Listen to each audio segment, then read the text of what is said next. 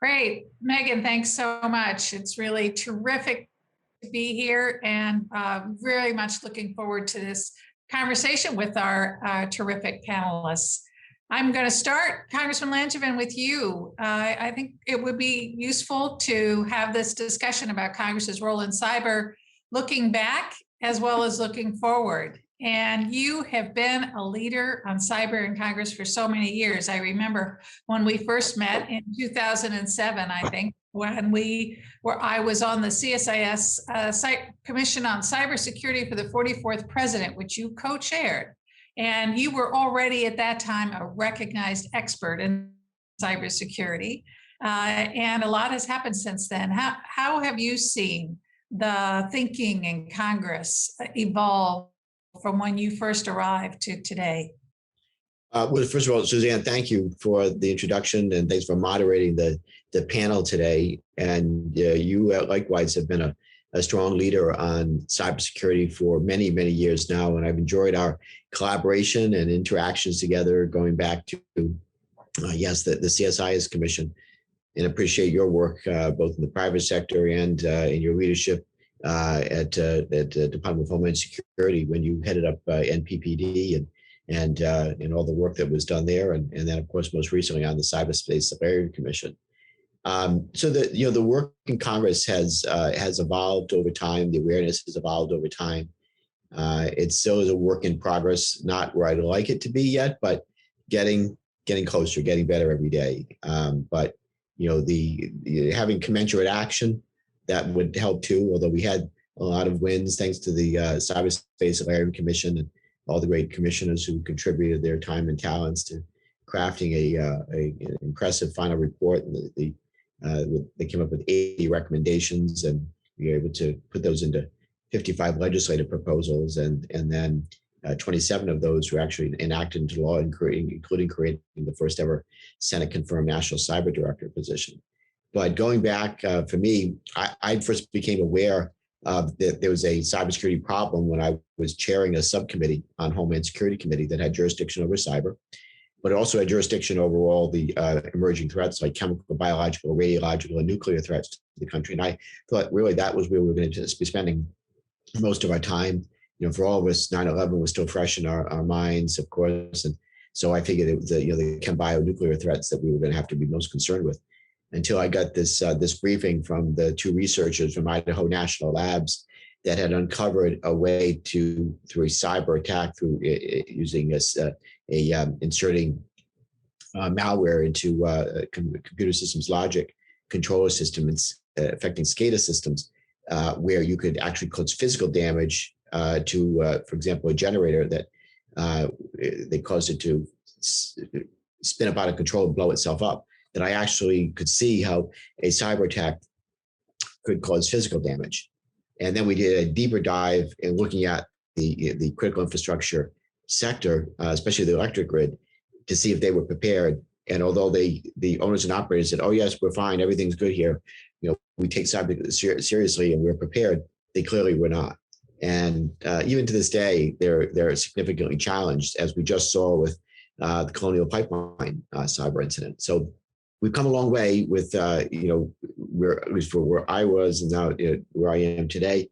My colleagues, like some of them, we all have different interests. So some are more cyber aware than others. And others, it's more of a work in progress. We're trying to raise awareness, but I think it's getting better.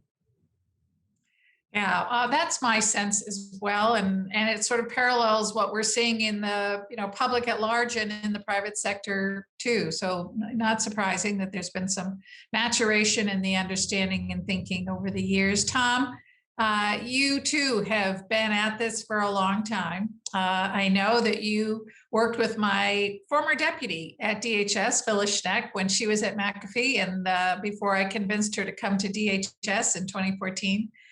So I'd be interested in your perspective as well. What do you think are some of the most significant changes, if any, that you've seen in how Congress approaches cybersecurity over the time that you've been looking at this?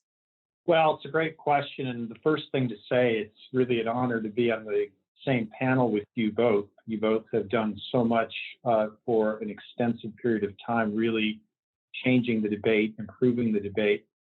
You know, when I think back to the time frame of 2009, I remember doing a briefing with Phyllis when she was the CTO at McAfee on the Senate side, and there were 8 senators, and Phyllis was talking about the threat landscape. And no disrespect to any of the senators, it was still rather early, but the questions really were quite basic. You know, what's malware? What's an indicator of compromise? Who's behind these events? And it was a great discussion. And some of the folks like Senator Mikulski really got focused from that and other classified briefings. You know, if I move forward since then, look at 2015 when the Information Sharing Bill was done, that was landmark. Look at the Solarium Commission that was recently done. The quality of the debate led in the Armed Services Committee, the Intelligence Committee, has been really dramatic in terms of the improvement of understanding of the threat landscape, in terms of improvement on operational pieces of language that have enabled government to do a better job and the private sector to do a better job. And it's about people. It's about people like Congressman Langevin who understand the issue and are driving change in a bipartisan way. So I think we've made great progress. And finally, this executive order really is, I think, a new high watermark, and it will require further congressional focus on budget and implementation. Yeah, it is interesting. I remember cybersecurity, I think, has largely been one of those few issues that has bipartisan support in Congress. But certainly going back to those early bills in, I think, 2011, 2012, a big, massive cybersecurity piece of legislation that just couldn't get traction, couldn't get going. And then Congress, really the House Homeland Security Committee with Chairman McCall and then Ranking Member Benny Thompson started taking pieces, little bite-sized pieces, right? And managed to find those pieces where there was consensus and move those along. Congressman Langevin, you referenced the 55 legislative recommendations in the Cyberspace Solarium Commission report, on which I have the great honor to serve with you. And the 25 that were included in the NDAA. Be very interested in your, some little back scenes insights into how you were able to make that happen. And I really do, give you so much credit for over the years having educated your colleagues on this issue, but certainly after the release of the Solarium report, leading our congressional members of the commission, Senator Angus King and your colleague Mike Gallagher and Senator Sass, in being advocates for these pieces of legislative action on the Hill. Do you give us some insights into how you were able to achieve such remarkable results, and what you think may be some of the most important things that were included in that Defense Authorization Act from the report? Yeah, thanks for the question. So clearly, it was a bipartisan, bicameral collaboration and event that that allowed us to get so many of those proposals into the National Defense Authorization Act. My colleague on the Armed Services Committee, Mike Gallagher, who is, as you mentioned, is the co-chair of the Cybersecurity Solarium Commission, along with Senator Angus King and also Senator Ben Sass. So right away, we had kind of a built-in leadership on both sides on the committees. Angus, of course, is on the Senate Armed Services Committee, and Mike and I both serve on the House Armed Services Committee, and I have the good fortune, the privilege of chairing the subcommittee on armed services that has jurisdiction over cyber. So when you're the guy writing the bill, it does help to be able to, I can drive it the way I wanted to. And so I was able to get in a lot of these provisions in. In fact, we, in addition to the Solarium Commission provisions, we put in so many new cyber provisions, I think there were 70 in all, that we had to create a whole new section of the NDAA for the first time in a long time. So we drove a lot of those provisions through. But a couple of the big ones were the creation of the Senate confirmed National Cyber Director. And as many people know now, our fellow Commissioner Chris Inglis was just nominated by the President to be the first ever National Cyber Director. So he's going through the confirmation process right now, and I think he'll be up for confirmation. The hearing will be any time now. So I am certainly looking forward to that. He's an excellent choice. And then we had other great colleagues. As you pointed out, this was and is a bipartisan effort. So Congressman Mike McCall was my ranking member on the subcommittee on Homeland when I was chairing this subcommittee back in 2007, 2008 at that time. Then later he became chairman of the full committee of Homeland. Dutch Ruppersberger is another great colleague who's takes cyber really seriously. So we, there's just a number of people. I could go on the list of growing number of people who really care about cyber. And so we had great support, including from the chairman and ranking member of the Full Armed Services Committee and the staff. Let's not forget the staff. Gosh, they're that's how the sausage is made, right? That you've got the staff working behind the scenes tirelessly. People like on my staff, Nick Weiserson, and so just there's just a number of people that put in extraordinary amount of time, and work hours to make this happen. And well, you're very modest, but your leadership role in this was certainly a but-for element of the success that we had, and really grateful to you. And you're right about the staff. And I would just add, and I know you do as well, the cyberspace solarium staff, not just the work on getting the legislation through, but the work on the report. Really, just outstanding support from the staff. Yeah, and the leadership of the executive director, Mark Montgomery, retired Admiral Mark Montgomery. Gosh, did he do yeoman's work in keeping us on task, focused, and moving along? For sure, because they could have dragged down for a long time, but he really cracked the whip, make sure that we were on task.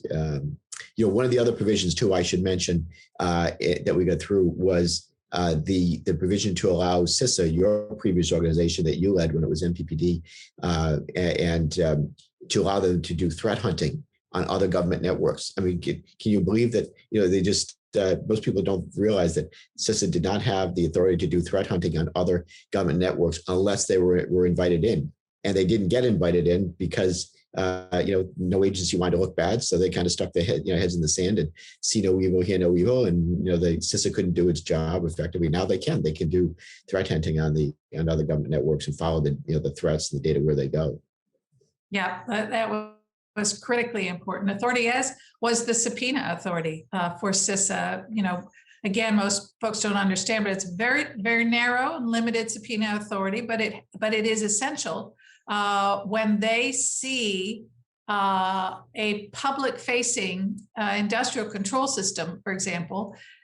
They are, without that authority, they are really limited in their ability to know who owns that, to be able to provide appropriate warning about the vulnerabilities and the risks there. And so that authority to allow them to get the ISPs to tell them who owns the system for the purpose of warning, I thought was really important.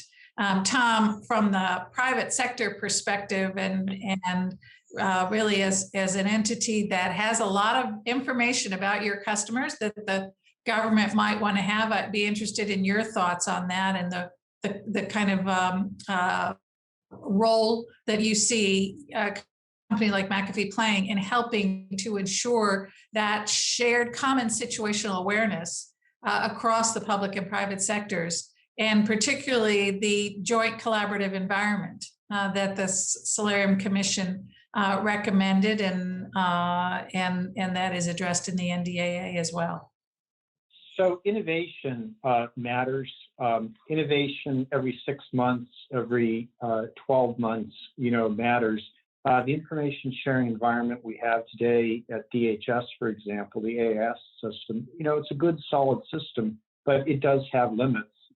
The need to continue to add more fidelity on information, the need to incent the private sector to share more incident information faster in real time, keeping that confidential, making sure that information, is ideally protected with some liability protection, so we can move faster to get the threats that we see, that our customers see, into the government more rapidly, and then creating the kind of weather system that Phyllis always talked about, having an early warning, big data system, getting the power of advanced computing, supercompute capability that can then slice and dice information just like a weather map can, to enable both the public and private sectors to react that much faster. It makes so much difference. And, a typical thing you'll hear, of course, in private sectors, a need for the government to more rapidly share the information they see to the private sector so we can commingle it better. But, this is about product innovation. And so every couple of years, we want to update and improve the capabilities. And, we're cautiously optimistic moving forward. Well, we have a very recent incident, right? To really make this concrete, we can talk about the Colonial Pipeline attack. And, I think it has made very real the conversations that the Solarium has been having, that Congress has been having, that have been going on in the broader cybersecurity experts world, which is the idea of mandatory incident reporting. To get that shared situational awareness, to begin to build that a common operational picture. And so we have DHS coming out and with a TSA security directive, talking about implementing mandatory incident reporting guidelines for the pipeline industry. So Thomas, what are your thoughts on that? The industry is really recognizing the fact that it's probably been behind the curve relative to some thought leaders that have called for mandatory incident reporting earlier. I think that a consensus is emerging for that. I think it's also worth saying that some precision is needed too. In the EU, there's a lot of focus on near misses. So you have to be a bit precise. There are a lot of near misses. I'm not sure those all have to be reported with the same speed and focus, but getting the right liability protections, getting the right confidentiality in place, we definitely need to up the game on reporting, both for cyber companies and the customers of cyber companies. Congressman, do you want to weigh in on the idea of mandatory incident reporting and maybe introduce, for folks who aren't familiar with it, the concept of systemically important critical infrastructure? And then I'd be interested too in your thoughts, Congressman, about the role of TSA and its ability to really step up to its role in regulating pipelines. So clearly, the Colonial Pipeline attack, unfortunately, has been one of those seminal moments that has the attention of the country and the Congress, and it's very highlighted the vulnerabilities of our critical infrastructure sector that is owned and operated by the private sector, and that government doesn't really have, per se, right now, a whole lot of control over or responsibility for protecting the private sector critical infrastructure.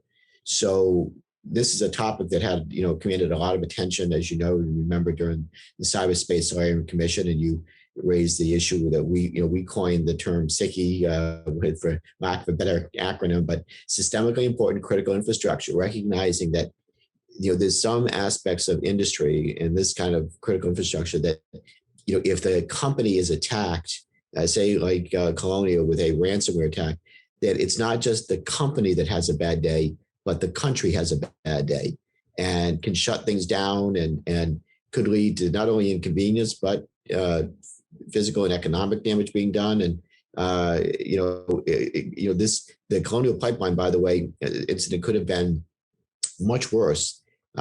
Just think, instead of it being a gasoline pipeline, that instead, if it were a natural gas pipeline, say, that was attacked, shut down during the dead of winter, that supplied, say, the entire Northeast, or multiple pipelines that supplied the entire Northeast with natural gas, it would have and could have resulted in not only significant economic damage, but also potential loss of life. As we saw what happened with the whole electric grid and their infrastructure sector when in Texas, when the system was overwhelmed because of cold weather, and just they weren't able to, the system couldn't handle it, and people died as a result of that shutdown and serious economic loss. So, yeah, I think in this case that we need to have mandatory reporting. I've kind of felt that way for a long time. I know industry has resisted it. So in Solarium, we spoke about this need to have a new social contract between government and private sector critical infrastructure to better facilitate a public-private partnership. But a government in this new social contract would provide more relevant intelligence, information, and private sector would provide more real-world, timely context, and also incident reporting for what they were seeing, so that we'd have better situational awareness on both sides. So vitally important, we want to create what's called a joint collaborative environment, so we could facilitate that intelligence sharing and context information and incident reporting in real time. So those are going to be important. I also think that as a result of Colonial, there's already talk of regulation, whether it's in law or the regulators from TSA. Secretary Mayorkas from DHS talked about the need to regulate, and that they were going to be passing passing regulations to require private sector critical infrastructure like pipelines to really up their cybersecurity efforts. Yeah, I think it's interesting. We've talked about on the Cyberspace Solarium Commission that we hoped that our report might spur action of the kind that we saw after 9/11, before a 9/11 release type event. But we all recognize that it often does take some significant event to stimulate action, to get people to overcome the hurdles and summon up the will to push through them. And you would think we've had enough major significant cyber incidents that we wouldn't need that. It does feel to me like the Colonial Pipeline incident, because it impacted so many Americans, even if only meaning long lines at the gas station and paying higher prices there, but that personal impact seems to me to perhaps have changed slightly the calculus and added more pressure for action. Hill, do you agree, Congressman? Is that Yes, your sense? I completely agree. And, I often say that, in my training in public administration, it's been drilled into us that, that public policy changes the law often happen far too slowly. And you have to have these three elements have to line up. You have to have a problem and a solution and a window of opportunity. And unfortunately, those things don't all line up easily or often. But when they do, you need to be able to be ready to push the solution across the finish line. And clearly, we had the problem solution, but now we have the window of opportunity because it has everyone's attention. The Colonial Pipeline incident or attack happened, and now it's highlighted for everybody why action is needed. And I think more members are more aware than ever that yes, the time to act is now before something else more serious happens. Yeah, it's never let a good crisis go to waste, right? Yes, Rahm Emanuel, I think, said that. That's right. Yeah. I think that's right. Tom, we've talked a lot about, being able to pull information and insights and data from across the public and private sectors and why that's so important. One of the things the Solarium recommended to enhance this is this Bureau of Cyber Statistics. That would receive this information, compiling it from many entities and organizations across the public and private sector, and particularly from organizations like yours that are already collecting and tracking and analyzing statistical data. Do you think that would be helpful? Do you think that even a company like McAfee might find the kinds of analysis based on this comprehensive access to cyber statistics that would be useful? Well, I think so. You know, we're members of the Cyber Threat Alliance, the CTA. We're compiling a lot of data. I could see a relationship with the CTA and that organization, and then getting that kind of broader view data back from government would be excellent for us, for our customers, but also, you know, for the insurance industry to create better models in the future in terms of managing risk. You know, if I might, I wanted to do a quick comment on Colonial and those kinds of critical infrastructures. You know, this is a classic example where operational technology and IT are merging, and the same risks that we've seen in the IT space are being found in these OT environments more and more. One recommendation that I think makes a lot of sense is for the regulatory bodies that manage critical infrastructure like NERC and FERC, TSA, getting faster, more rigorous updating of security obligations so that the newest technologies can be integrated. You know, in the case of the energy sector, we've seen challenges with our customers where older rules were mandating blacklisting, where in many situations it was whitelisting that they really needed. It's just a matter of getting the product life cycles of regulation to better line up with the innovation that's occurring in the private sector. You know, those hackers out there really are innovating so fast.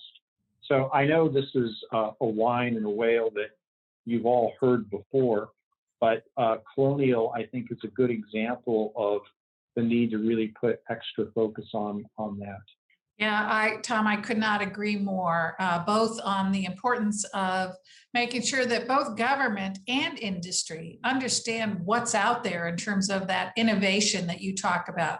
So what is in the art of the possible, right? That will give you instant, constant, real-time visibility into what's happening on your network, right? And the ability to use AI to detect anomalous behavior, et cetera. All of that is out there and ought to be becoming prevailing standard of care. I couldn't agree more. And also, I think you make such an important point, and one that is I'm quite passionate about, which is the convergence of IT and OT and the convergence of cyber and physical.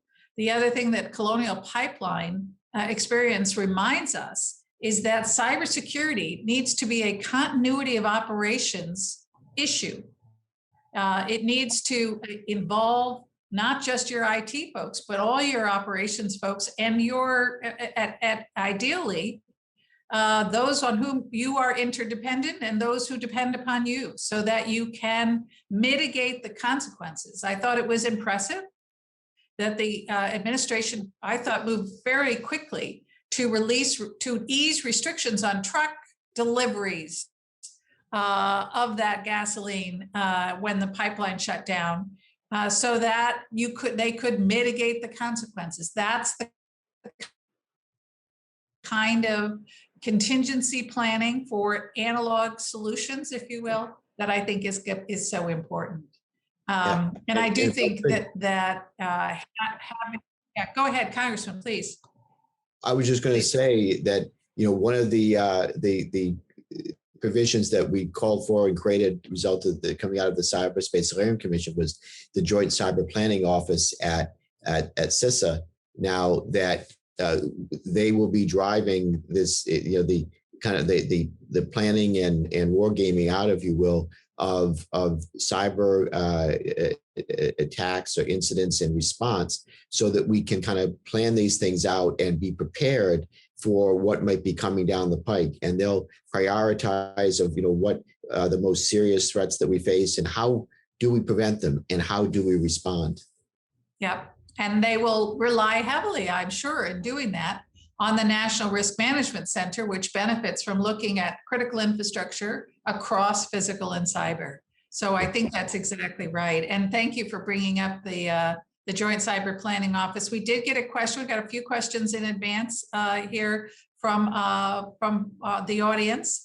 And one of the questions, Congressman, is about how that Joint Cyber Planning Office and other aspects of the Solarium Commission's recommendations, particularly those that were included in the NDAA, including strengthening CISA, how all that relates to the National Cyber Director. And maybe you want to speak for a minute about the role that was envisioned between the National Cyber Director and CISA, and then, also the relationship with the administration's created position in the NSC.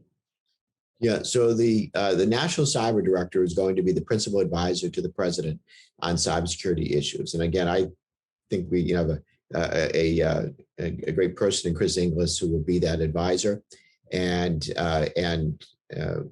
will be the entity that will help to drive the work that the Joint Cyber Planning Office does, in coordination, obviously, with CISA. But the National Cyber Director will be a convening authority, obviously working also in helping to convene not only government entities, but also the private sector entities to make sure we have a holistic view and work of the joint cyber planning. So all of this is very important. Tom, from the private sector perspective, what is most important to you in understanding the relationship between these roles? What is it that you're looking for? Further leadership, further clarity. I think the cyber director role can have a really significant impact in terms of getting the ear of the president, in terms of coordinating at the senior levels of government, and then aligning with, other players such as folks that play a cyber coordinator role, and then the NSC and other parts of government, being able to create a rapid alignment for a whole of government response, particularly in incidents, and then mapping in the private sector at a senior level as is envisioned by this executive order, building on other implementations that had occurred in prior administrations, particularly the Biden administration, particularly the Obama administration. These are the kinds of trend lines we look for. Yeah, great. We also got a question about what's next for the cyberspace solarium. The solarium, of course, has been was reauthorized for another year. And there are still legislative provisions that we are pursuing. And I know, Congressman Landrigan, that you are pursuing, such as the Cyber Diplomacy Act. I want to give you a minute to talk about that. Yeah, so I think our most important things that we'll be working on is creating the provision of the joint collaborative environment to create that entity.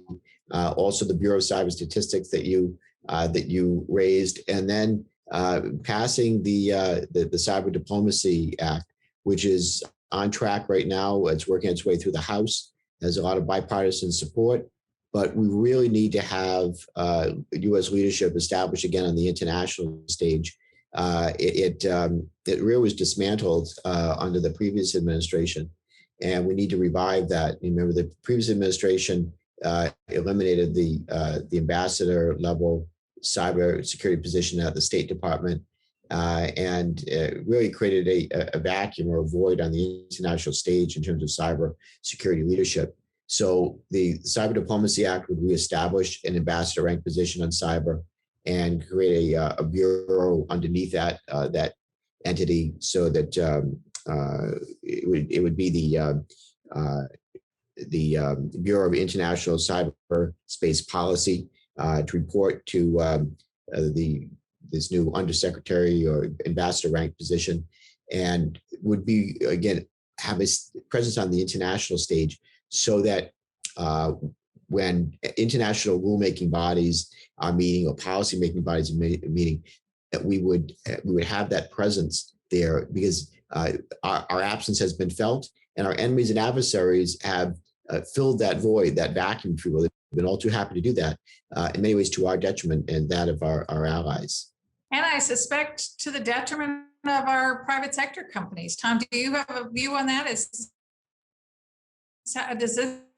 Does our failure to prioritize these international standards bodies, for example, how does that impact the private sector? Well, again, it's a really important topic. So just in general, standards matter in cybersecurity. Standards matter in technology in general. Creating interoperability between and among solution sets can start to drive the kinds of insights on cyber that are necessary. it is important to have NIST, OASIS, and other standard-setting bodies driving, common standards of interoperability to enhance the kind of collaboration we're looking for. On the risk side, we see China flooding these standards bodies and the West not putting enough attention here. So we need to really keep our guard up to make sure that the West is properly represented in these technology standard-setting environments. Well, we're near the end of our program time. I just want to raise one last issue that the Solarium touched upon in its report in the context of resilience, the resilience pillar, talking about resilience against disinformation, particularly, looking at cyber-enabled disinformation as and understanding that our adversaries combine information operations and cyber as a discipline. The Solarium Commission did note that civic education is one of the ways in which we build public resilience. And I want to give each of you an opportunity to maybe touch on the relationship between cyber awareness and civic literacy and civic responsibility. And maybe, Tom, we'll start with you and we'll give the Congressman the last word. Yeah, well, let me be brief to defer to the Congressman, but this kind of education is all important.